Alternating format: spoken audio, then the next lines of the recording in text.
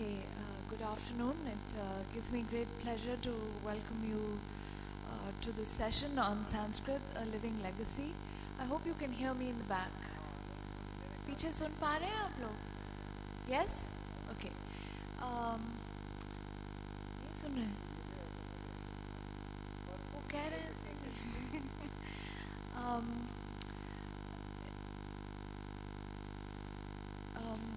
Let me introduce our two panelists.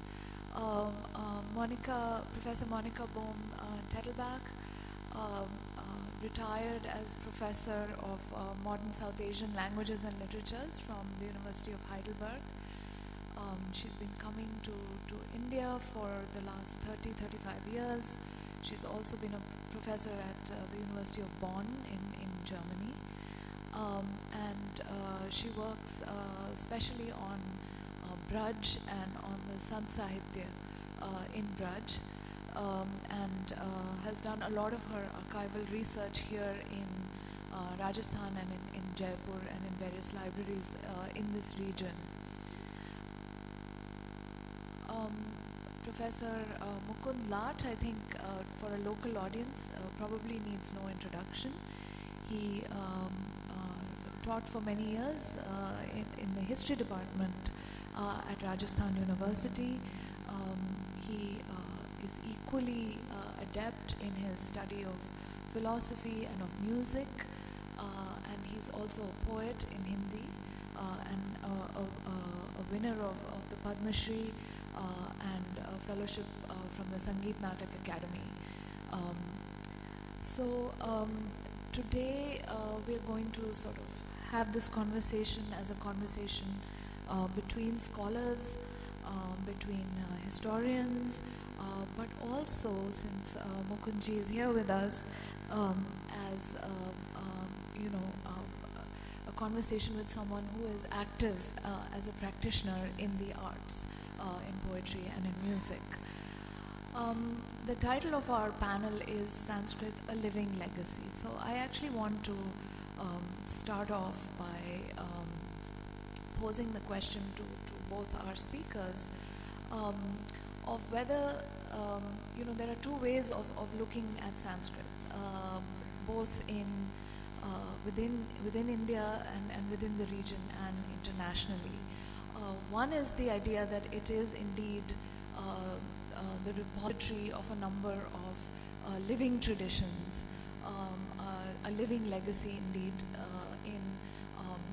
in the arts, in various discourses, various philosophical systems, in various religious traditions and so on. And the other view, of course, is a view that we have from Indology, that is to say, the study of Sanskrit from a European and Western perspective, which often starts off by treating Sanskrit as a dead language.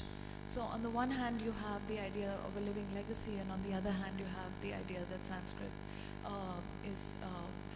is a language that is no longer actually living because it is not being spoken by any particular community. It's not the language of everyday transaction of any given community anywhere in India, except possibly a couple of these very odd villages and small sites in South India. So I'd like to start by asking Monica what she feels about these two opposing ways of framing Sanskrit. Can you tell us? Which description do you prefer and why? Well, I think the real issue is the living in the title of our panel.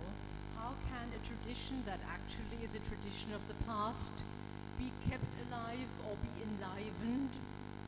Certainly not by mechanically passing it to the present, but I think the only way how you can keep the Sanskrit tradition alive, and I would not focus on the philological aspect, but on the content aspect, is to engage with the tradition as relevant to the epistemes of your own period.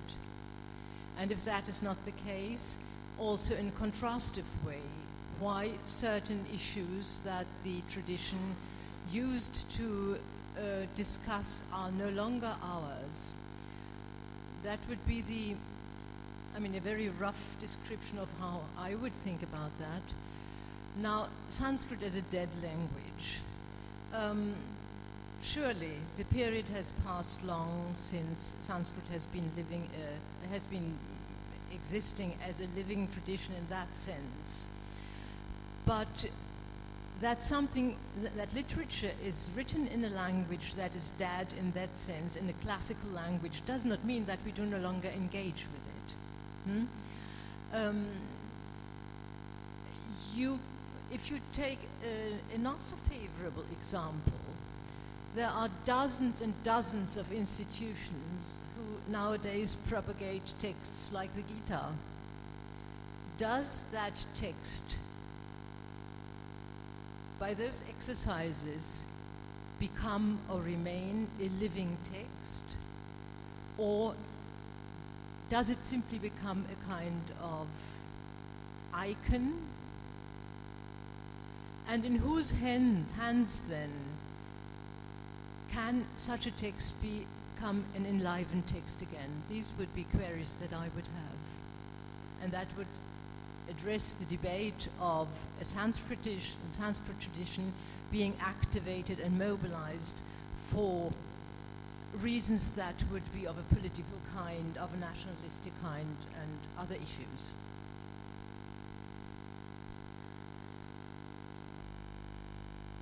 Let me begin by saying that Ananya just said that there is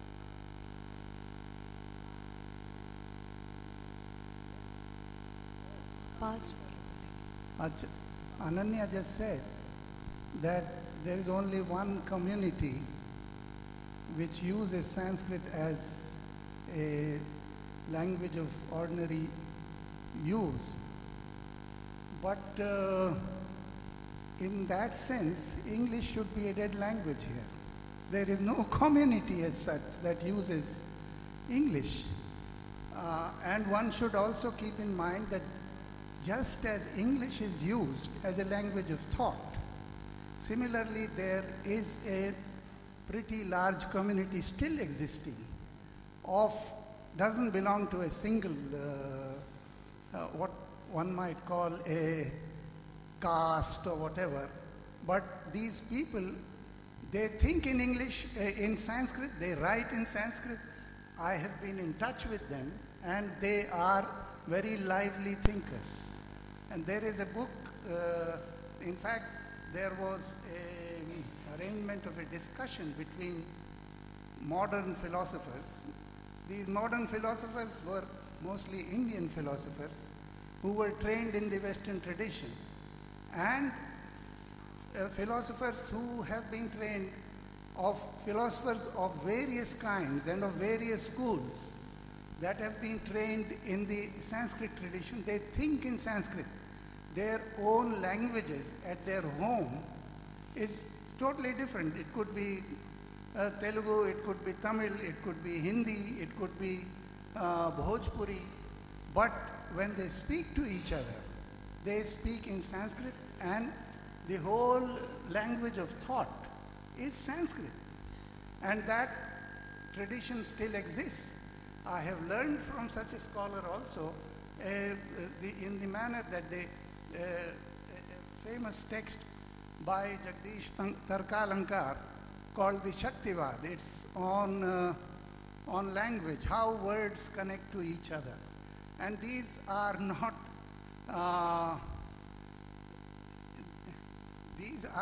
issues that are not alive. The one thing is that we have made this tradition closed because we go to what is being written, spoken, thought in English, and we take it forward in our own way. I mean, those who consider ourselves as modern and as more living than the other tradition. But if we go to that tradition, it's not dead in any sense at all. And in another sense, let me, I'm trained in English, or that's how I began, but my entry into thinking, into thought, was through Sanskrit. I came across a text, I accosted it in Sanskrit, and tried to get into the meaning, into what it is saying, and it opens up a large vista of thought. And then from that text, I had to move to other texts. It's a whole world. Just as there is a whole world of what Europe has written, there is a whole world of what exists in Sanskrit. If that is not carried forward for some sense, in some sense, I mean, new issues are not raised, new thoughts do not take roots, the fault is not of the living Sanskrit tradition, but the fault is ours. Why do we not get, it's not difficult to learn Sanskrit. And also, let us not forget, Sanskrit is woven into our own languages. And it is not at all difficult for us to enter into that tradition. For example, let me now say that not only Sanskrit, but the whole tradition of, why not say that the Braj tradition is dead? No one speaks Braj now. It was a language spoken most of North India at a time in its various forms. In fact, all over India, in all the courts, in all the groups of the sants, the bhaktas, and it came up with an entirely new literature which is related to Sanskrit, but it is totally new. It is a totally new creative literature and a new milieu that was created by this language, and now we are not there at all. Most of the people who know Khadi Boli now and read in it cannot read Surdas in the original. Very few can. They cannot read Kabir in the original. So this is a problem of another kind. I mean, this problem is there in all cultures, even in the West. Maybe you'd like to say something. Yeah, actually, I mean, I think you've raised two excellent points. I mean, like you, I've also studied in so-called traditional contexts in South India and in Maharashtra, where whilst reading a Sanskrit text with a teacher, the language of communication was Sanskrit. And the text that one was reading was also in Sanskrit. But there was a way in which that was a very technical and disciplinary exercise, in the sense that it's almost like doing mathematics with a mathematician. And then when you step out of the classroom and your teacher goes back to his family in Maharashtra or in Karnataka or wherever else, then he will be speaking Marathi or Kannada with his children, with his wife and so on, and with his friends and students. So there was that sense of it being a kind of bounded realm, which only lasted for the duration of the exchange between the student and the teacher while they were working on a text. That was one problem. The other question that you raised, I think, is an excellent one. That when we look at not just Sanskrit, but a number of other Indian languages, which are, you could say, pre-colonial, pre-modern, medieval, however we want to call them, and that have vibrant literatures that are growing in the 16th, 17th centuries and so on, that we may still know how to understand, and we may still decipher those texts as literary texts, as texts of poetry and so on. But nobody actually speaks, or nobody produces new literature in Braj and Awadhi and so on, and so many other languages in different parts of India. So should we then, I mean, is the appropriate thing then to extend this problem that we are discussing of whether or not Sanskrit is a living legacy to include a number of other Indian languages besides Sanskrit, and debate also the extent to which we consider them living or dead, in the sense of being active, productive languages where new texts are being written, fresh thoughts, as Mukundji said, are being articulated, and a discourse actually persists. Can we extend this discussion beyond Sanskrit and not just treat Sanskrit as the one classical language that we have? Well, I'm personally very wary of isolating the Sanskrit tradition from the whole web of the literary traditions of a particular time. And in that web, I would include also the Persianate traditions. I mean, either Persian or Persian in whatever Hindi or whatever disguise. Because all those various traditions engaged with each other. I'll give you an example. We have a good number of Persian traditions, not only of the Indian epics, but also of more sectarian texts, as we would say the Bhagavata Purana, one of the great Vaishnava texts, has been taken very seriously by the Persian tradition, and we have beautiful examples of translation. And this is not a matter of language, it is a matter of engaging with one another's intellectual universe.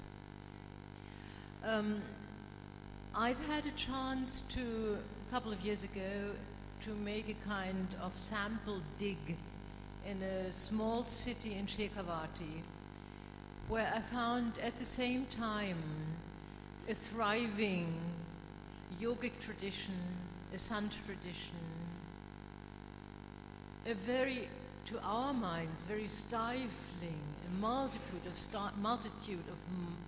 stifling ritual texts. But all those existed at the same time. The one would reject the other, but in order to reject, they would have to understand what the other tradition was all about. And if we just drop that, so cut out the Sanskrit tradition from the canvas, from this broad canvas, we are going wrong. It does not serve our aim at all, apart from collecting Sanskrit texts. But we would not want to have a jumble of Sanskrit texts, but we wanted to know what their place was in their particular social context, intellectual context. I may give you a rather dramatic example from that sample village. Now, all those ritual texts, 100 vrata texts and whatever. And then at the same time, I excavated in that very same village the only full manuscript of the only disciple of Kabir who wrote, which had been known, but only in fragments. But that was still there in manuscripts of the 17th, 18th century. So it still intrigued people to have that. Mukundji, would you like to comment on the multiplicity of languages of varying ages, as it were? Let me make a comment on what you said about the study of the text, Yeah. and the fact that the person who was teaching it in great detail, and which you call technical, in many ways texts have to be learned quite technically if you really go into the text.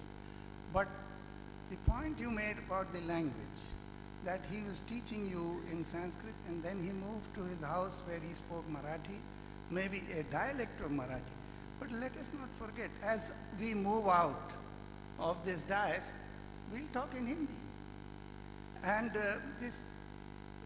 our use of English is similar to the kind of use Sanskrit was put to in a great deal of the history. And about the context, what I would like to say is there is much in a text that can be understood in the context. And the context can be both social, intellectual, and of many kinds. But there are many texts into which we cannot go into the context. What was the context of Kalidas? Even the period is not easy to know. But we have now learned to do history, but where is the context? We do not even have a proper history of even the texts that are known are not put in their context. Bilhan's text or the text of the Kashmiris, which has a history much more detailed than of any other period, those have not been put into any proper context. We as historians in this country, we have not, for us history stops where the British take over. We do very detailed history of that period. But beyond that is a sapat, it's a moor with nothing growing and no distinctions. It's a jungle with the same trees all over. We do not really go into details of that history, whereas that history, if you go into even a little detail, you can see what kind of differences there are, not only between regions, differences in the same period between people, between thoughts, between the discussions that were taking place. We do not even have a history of our education. We do not have a history of how law actually operated. We do not really have any history of India in any deep sense in the way that Europe has its own history, or in which China has its own history, much more detailed, I suppose. So that certainly should be there, but texts, for anyone who is thinking, the text that you were learning, certainly I learned Shaktivad. I did not agree with it. I did not see the point in the whole issue at all. So you take off, and that's what happens all the time with any text, whatever. You learn Chaucer, maybe if you are learning Beowulf, for example. You have to learn in great detail every single word. But it does not mean that you write poetry like Beowulf. You write in your own language maybe, which is not English, or in any other manner. So my feeling is that, and personally, we had a similar kind of meeting years ago arranged by the Ford Foundation. And they were thinking of, the question was how to take the Sanskrit tradition forward. And well, there were all kinds of, because these people, there was a famous logician from Bengal who translates the Navya texts into English. There was Professor Daya Krishna, who was very much interested, who had arranged for modern and traditional scholars to come together and discuss modern issues in philosophy. And they had their own views of how to do it. These are not things you can there is no upaya kaushal that can just take it forward. It is something that I have to go into. I also remember there was a problem about 50, 60 years ago in West Berlin. Alain Danielou, who was a great student of Indian music, he and Kapilaji and others, they got together and said, how is Hindustani music going to continue? Because the milieu is no longer there. The gharanas are not there. It cannot continue, but it has continued. It has continued with great verve and with great dynamism and great creativity. So similar things, but we do not go to the text. I mean, the text is there for you to launch yourself out. That's what they were doing. Maybe a person like Badrinath Shukla, what he did was, he was challenged in the Nyaya system the question was, can you do without, the Nyaya system believes in the Atma. The question was, can you do without the Atma in the Nyaya system? And he produced something, he said, yes, it can be done, and he did it. Whether he then later would have rejected it through new arguments is another matter. But it's a dynamic tradition. There may be an aspect, there are aspects in all traditions which are purely preservative and just carrying forward without any meaning, just handing over, like in a relay race, you hand over the thing to the next man. But there is always a possibility of a creative move.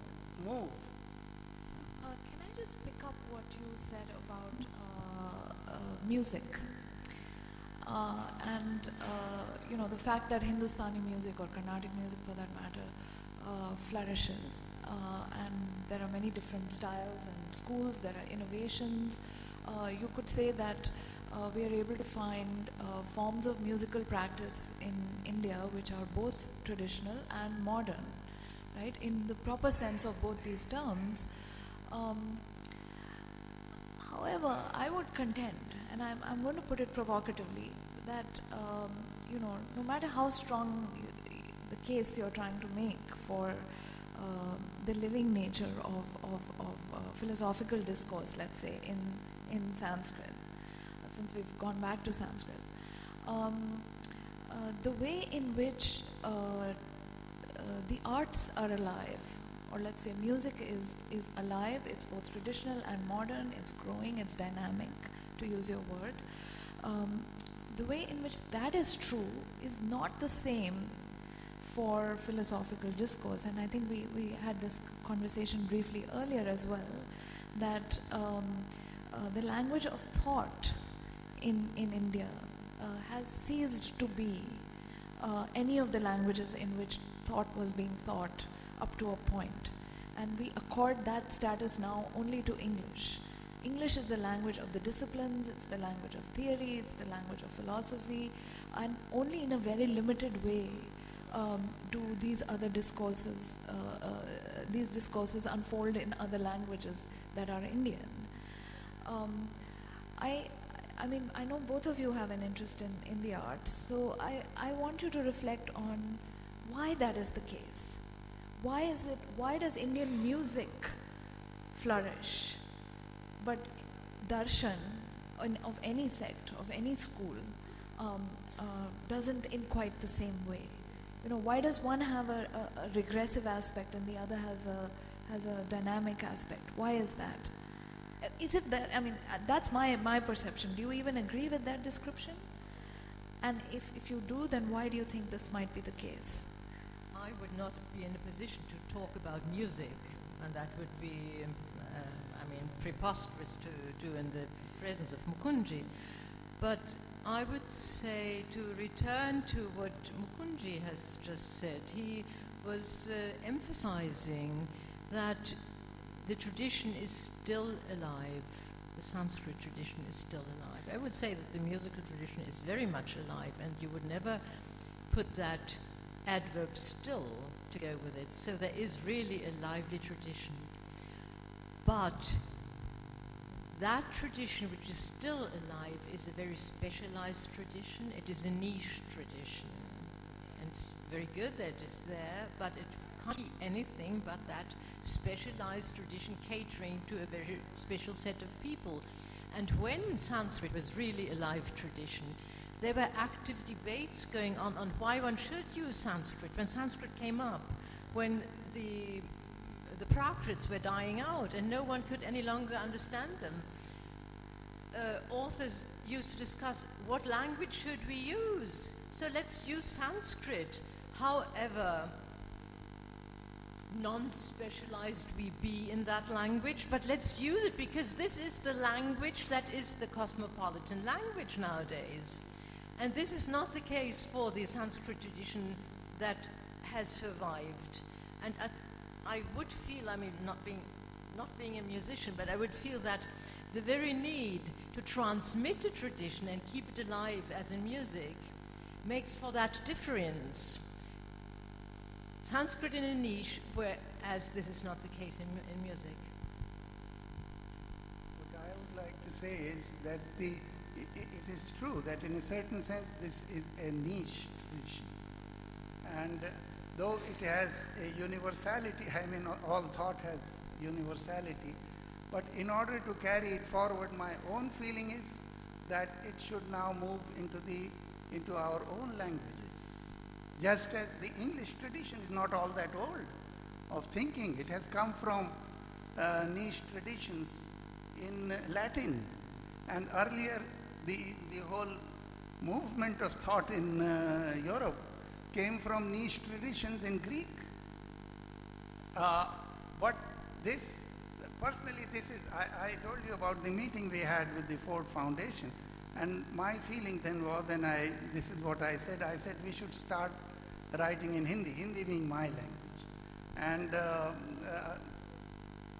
we should start doing it in our own languages.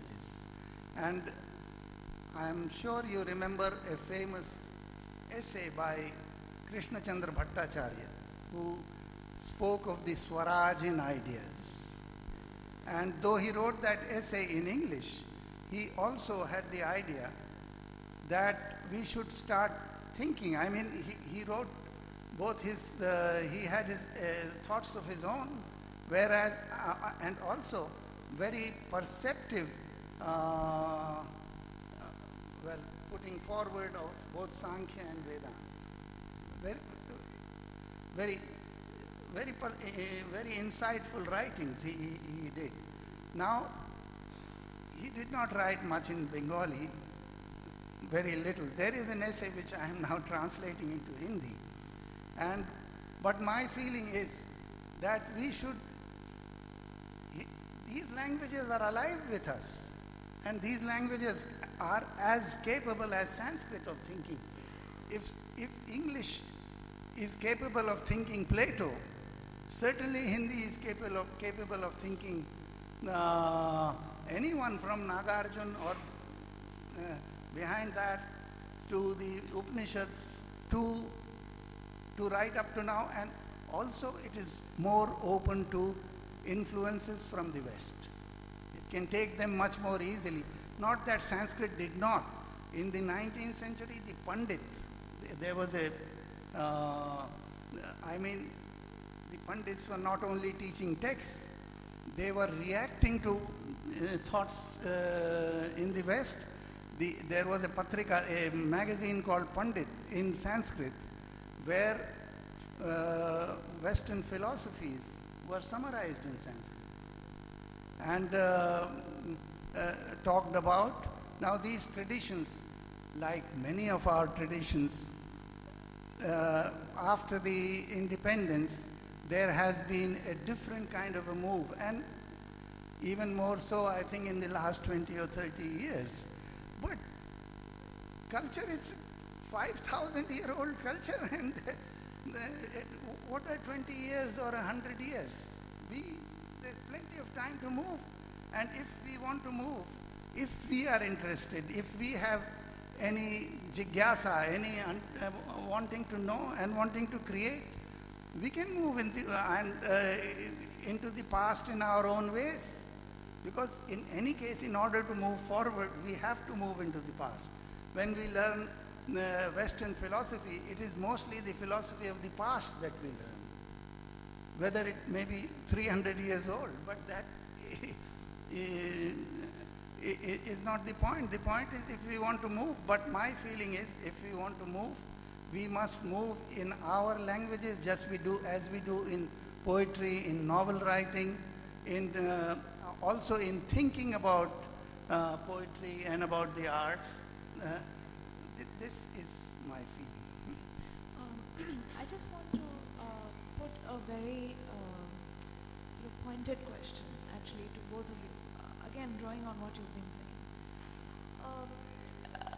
I think part of the challenge that Sanskrit faces, and perhaps to a lesser extent other Indian languages which are dead or dying, part of the challenge is that there's the perception, which is, I think, historically grounded perception, is that there is, this language is not open to participation to use by people outside of a caste, right? In other words, there is a Brahminical association with Sanskrit. It is also seen as a domain that is masculine in many ways, and it's also seen as a domain that is sectarian in many ways, right? Now, I mean, you could put a positive spin on that, and you could say, well, you know, like every specialist language, it has its group of designated users who use it for their own purposes. But in a political context in which we live today, which is diverse and which values non-sectarian neutrality of various kinds, and which demands that everyone have access to a knowledge system, to a tradition, to a heritage, and to a historical kind of legacy. In such a political context, many people who self-identify as secular, for example, right, or as being uncomfortable with the caste system and its various entailments, feel alienated from Sanskrit, because they feel that, you know, historically it has been restricted to a particular community, to a particular gender, and it seems to have a certain political burden that is very difficult to overcome. And, you know, some of us overcome it and go to the language because it opens up such a world of resources.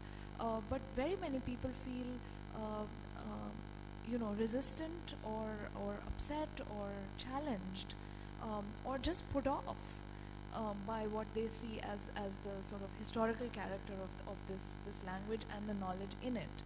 So as scholars, with ethical commitments to equality of access and to, you know, to really making these texts available to all, you know, how do we answer that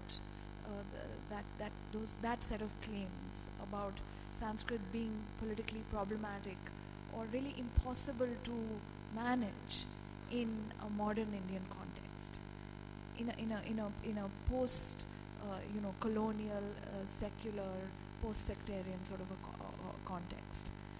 I'm here somewhat in a quandary because I'm talking as an outsider, so I would not want to address those political issues, but I would rather approach it from a totally different end, because if we represent Sanskrit culture as a entirely caste-bound culture, we are misrepresenting it, because the issues that we have nowadays, the issues, say, of about Jativad, I mean, it's all there in Sanskrit literature, and it would be throwing out the baby with the bath if we would not retain this extremely variegated, beautiful literature, because we might encounter those this critique.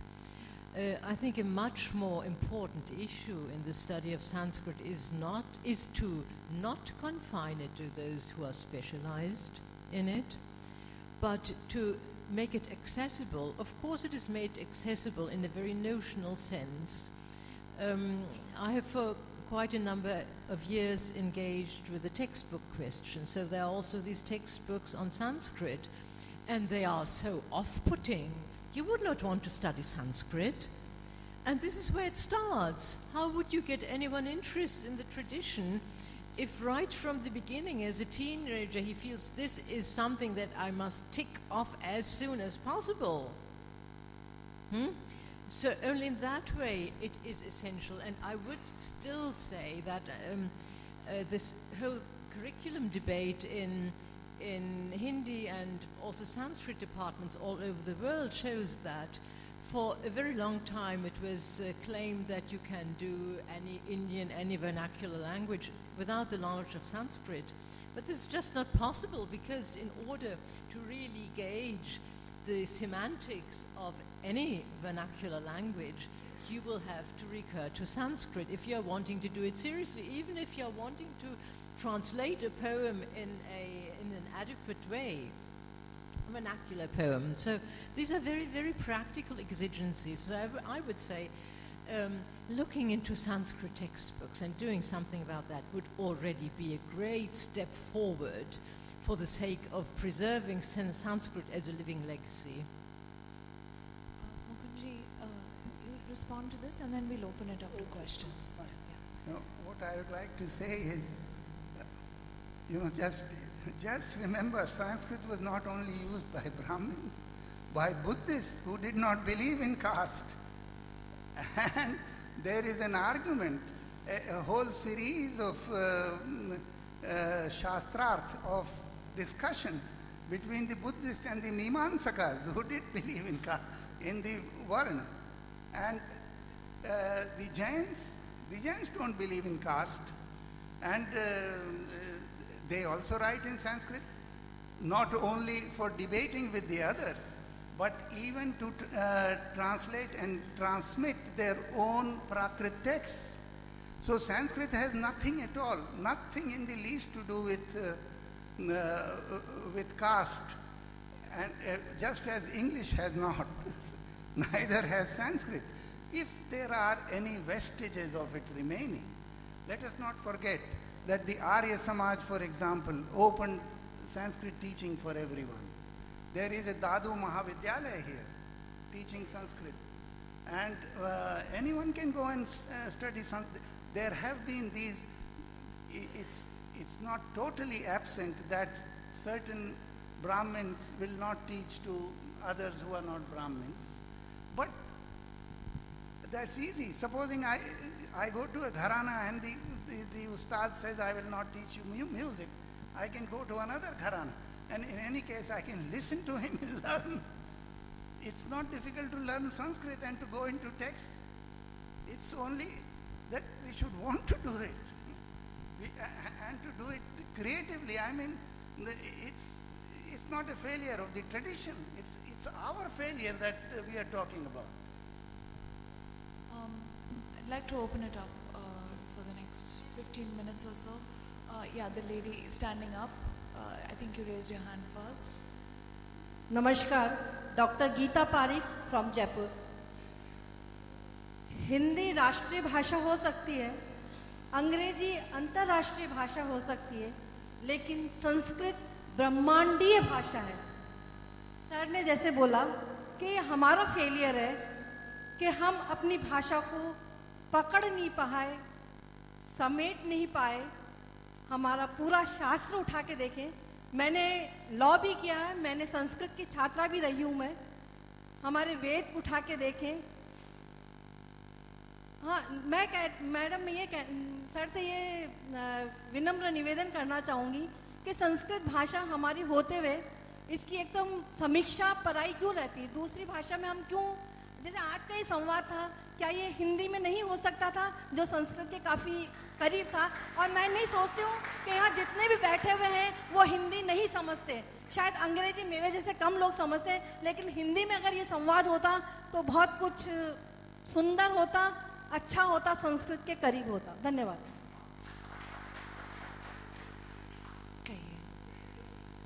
Hindi में हो सकता था संवाद, लेकिन यहाँ बहुत सारे ऐसे लोग हैं जो हिंदी नहीं बोल रहे हैं। जी नहीं, बहुत सारे बाहर के भी लोग आए हुए हैं ना यहाँ।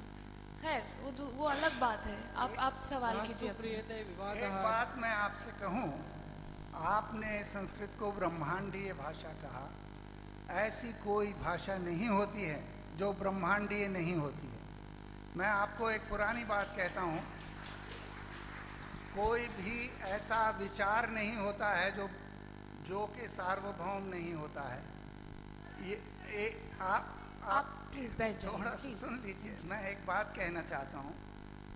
एक संगीत में पुराना ग्रंथ है, उसका नाम है बृहद्देशी, और वो राग का ग्रंथ है।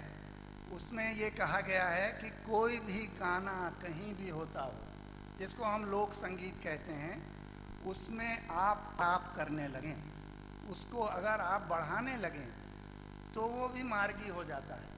और उसके साथ ही ये भी निकलता है कि मार्गी एक नहीं होता है, मार्गी अनेक होते हैं। अंग्रेजी अगर मार्गी है तो हिंदी भी मार्गी है और भोजपुरी भी मार्गी है। ऐसा नहीं है कि कोई भाषा अगर वो सार्वभौम नहीं हो तो वो भाषा ही नहीं होगी। काम हमारा है कि हम उसमें सोचें, हम उसको केवल ब्रह्मांडीय कहते नहीं रहें, उसको सचमुच ही ब्रह्मांडीय बनाने की चेष्टा करें। जो आजकल ब्रह्मांड में बातें हो रही हैं, जो सवाल, जो समस्याएं उठ रही हैं, उनसे उन्मुख हों और उन पर अपने सचमुच विचार के साथ, एक अभिनिवेश के साथ उन पर ध्यान दें, तब बात बनती है, केवल कहने से नहीं बनती। I think we'll take maybe 2 or 3 questions together. So please try to pose your question as sharply as possible. नमस्कार, अहमस्मि वसुमित्र भारद्वाज जयपुर नगरीतः। इदानीं संस्कृत मध्ये वक्तुम् इहे मान्यवरः संसदेः अस्यां मनोषाम् इदानीं अभिविरामे निवेदयामि च। I have just opened my words in the Sanskrit because it's all about a living legacy, the Sanskrit language. I respect, I very much. आगे भी संस्कृत में कहिए। तत्र तु वक्तुं शक्नुते श्रीमन्, अत्र ये जनाः समुपस्थिताः तेषां कृते काठिन्यं भवितुम् अर्हति। कठिनता होगी तो आंग्ल भाषा और हिंदी का ही निवेदन रखना चाहूँगा कि भाषा के ऊपर हम चर्चा कर रहे हैं और we are talking about the language that's living legacy से कुछ बात पॉइंट उठाते हुए आपने म्यूजिक की बात कही, संगीत की बात की, बृहद देशी की बात कही है, तो एक गीत गुनगुना देता हूँ संस्कृत में। सुनिए, आप गीत गाएंगे यहाँ? नहीं, सुनिए जरा, अब आपको बात नहीं मैम, मैं प्रश्न रख रहा हूँ, मैं आपके पास प्रश्न रख रहा हूँ। माफ कीजिए, ये आपको मेरी बात सुननी पड़ेगी, माफ कीजिएगा मुझे। आपके पास सवाल है तो आप सवाल पूछें। गीत गाने का ये यहाँ पे संदर्भ नहीं है सर। मैं समझ रहा हूँ समय की नज़ाकत जी, जी, आपके पास प्रश्न है तो आप पूछिए। मेरा प्रश्न बहुत सारे और लोग भी हैं। जी, मेरा प्रश्न आप सभी लोगों से इतना सा ही है कि आपने अपनी मन की अलग अलग बातें कही। मैं बताना चाहूँगा कि संस्कृत का अध्ययन किया हमने, अध्ययन हुआ, अभी भी कर रहे हैं। सार हमारे अभी तक समझ में जो आ रहा है या और समझ पाएंगे वो ये है कि जो भावनात्मक और इंटेलेक्चुअल जो बोलते हैं, बौद्धिक, दोनों ही लक्षण, उनकी व्यंजना और अभिधा, जितनी भी शक्तियां हैं उसमें लगती हैं और लक्षणा, इन सभी शक्तियों के साथ निगूढ़ होकर के जब आप संस्कृत में पूर्णतः निमज्जन करते हैं, once you take a dip with your whole thought processes, then you get to know about Sanskrit, what is about the thought. तो क्या आप लोगों का विचार क्या है कि संस्कृत ये जातिगत भाषा नहीं है, संस्कृत कोई भी सीख सकता है। मैं बहुत सहमत हूँ मान्यवर से। तो अब आप ये बताइए, तो आप बताइए आपका प्रश्न क्या है? प्रश्न आ रहे हैं, तो आपका प्रश्न हमारा ये है कि क्या आप लोग मानते हैं कि संस्कृत भाषा से सभी का जन्म, सभी भाषाओं की वो जननी है? और बिल्कुल नहीं है। संस्कृत सभी भाषाओं की जननी नहीं है। चीनी भाषा की जननी नहीं है, जापानी भाषा की जननी नहीं है, न तमिल की जननी है, न तेलुगु की जननी है। कौन सी भाषा? और जननी होने से भाषा जो है, जननी होने से भाषा अपने आप में महत्वपूर्ण नहीं हो जाती है। वो भाषा का महत्व दूसरे कारणों से होता है कि उसमें वांग्मय कैसा रचा गया है और आगे उसकी संभावनाएं क्या हैं। माफ कीजिएगा, बहुत सारे और लोग हैं, इंतजार कर रहे हैं, आपको अपनी बारी मिल चुकी है, अब आप शांत हो जाएं। शुक्रिया जी। नहीं, हाँ, इनको माइक दीजिए। मुझे लगता है कि संस्कृत का जो उपयोगिता और संस्कृत की जो महानता है वो इसमें है कि उसका साहित्य दुनिया के श्रेष्ठतम साहित्यों में गिना जा सकता है। आज भी आप किसी भी, इसके अलावा जो कमी हमारी रही है संस्कृत में कि क्यों संस्कृत को रुचिकर तरीके से हम पढ़ा नहीं पा रहे हैं। डिडैक्टिक्स जो है उसको सुधारने की बहुत ज़रूरत है, क्योंकि हम अभी भी स्कूलों में ट्रांसलेट करते हैं। और मैडम जितना मैं आप कह रही थी उसको समझी, ये गलत है अभी कि भाषा जो है जातिगत निर्धारित करके पढ़ी जा रही है।